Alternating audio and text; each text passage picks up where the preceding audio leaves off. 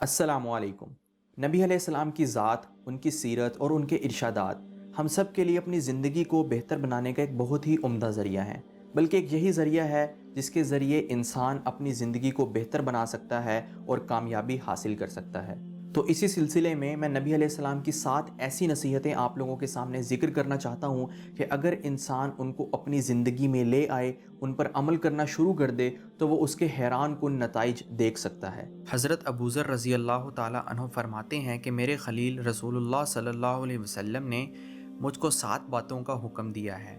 چنانچہ آپ صلی اللہ علیہ وسلم نے ایک حکم تو یہ دیا کہ فقراء اور مساکین سے محبت کرو اور ان کے قریب رہو۔ دوسرا حکم یہ دیا کہ اس شخص کی طرف دیکھو جو دنیاوی اعتبار سے تم سے کم تر ہو، اور اس شخص کی طرف نہ دیکھو جو دنیاوی حیثیت کے اعتبار سے تم سے بالا تر ہو۔ تیسرا حکم یہ دیا کہ رشتہ داروں سے ناطے داری کو قائم رکھو، اگرچہ وہ رشتہ داری توڑ دیں لیکن تم اپنی طرف سے صلہ رحمی کرو۔ چوتھا حکم یہ دیا کہ لوگوں کے آگے ہاتھ نہ پھیلاؤ۔ پانچواں حکم یہ دیا کہ حق بات کہو اگرچہ وہ سننے والے کو تلخ معلوم ہو، یعنی اگرچہ سننے والے کو وہ بات ناپسند ہو لیکن پھر بھی حق بات کہو، سچ بات کہو۔